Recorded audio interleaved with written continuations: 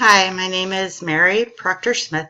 This is my presentation of Gifts to Students or Staff, EBL 854. The first area we're going to cover is fundraising incentive gifts.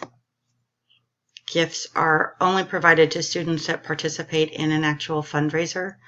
They must be financially appropriate and age appropriate.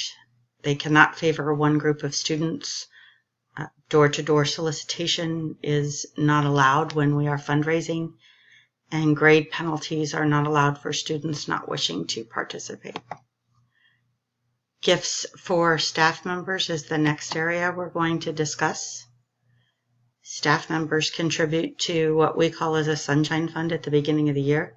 We're not required to participate in it, but that fund purchases flowers for retirement, births, illnesses, and if a staff member does not contribute to the Sunshine Fund, they do not receive a gift for leaving or having a baby.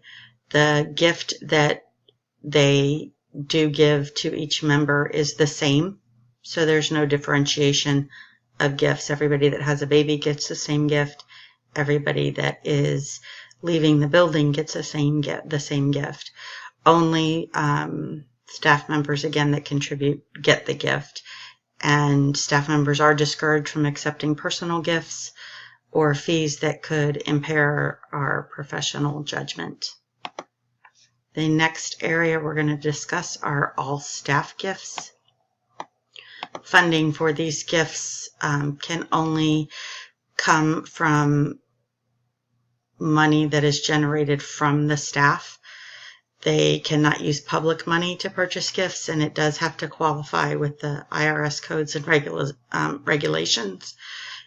Charitable contributions have to be approved by the school board in advance, and donations from the PTO are allowed if they are approved by the principal. The reference that I have for this is our public school board policy that is available online at the following link.